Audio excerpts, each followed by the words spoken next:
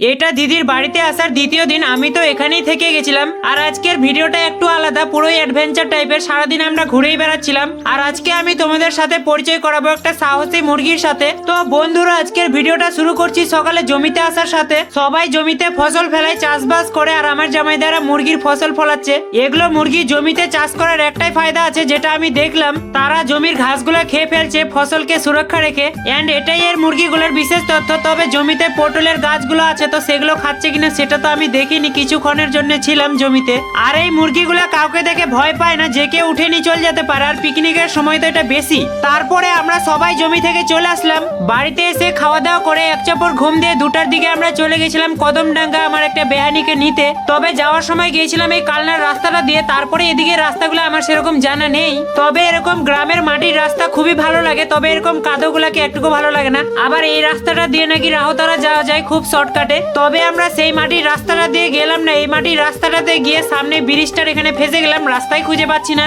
এটাই হয় রাস্তা, কিন্তু বর্ষার দিনে ট্রাক্টর গিয়ে দেখো কি রাস্তাটার অবস্থা করেছে। রাস্তাটাকে কেউ নদী ভাবে মাছ ধরেও চলে গেছে। দেখো রাস্তাটাকেও ছাড়েনি মাছ ধরার জন্য। এই খাড়িটাতে জল থাকলে আমাদেরকে আর এটা দিয়ে যেতে হতো না, আমাদেরকে ঘুরেই যেতে হতো। আমাদের সেই দিন ভাগ্যটা ভালো ছিল যে জলটা কেউ শুকিয়ে ফেলে মাছ ধরেছে।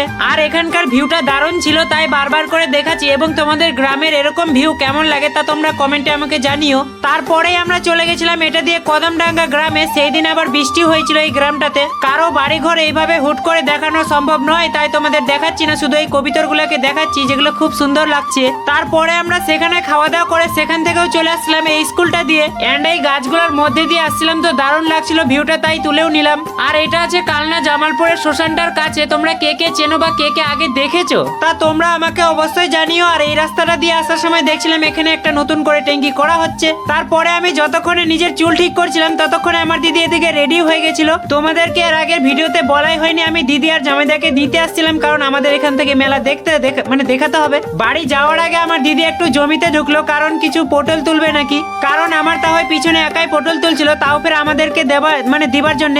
বলতে চাইছিলাম না কথাটা, তবু তোমাদেরকে বলেই দেই। আমাদের বাঙালির মধ্যে একটা নিয়ম হয়ে গেছে, যেখানেই যায় না কেন হাতে করে সবজি তরকারি বাঁধে দেয়, মানে যেগুলো চাষ করা হয়। আর আমি আমার দিদির এই ভিডিওগুলো করে দিয়েছিলাম, কারণ আমার দিদিও নাকি ভিডিও বানাবে।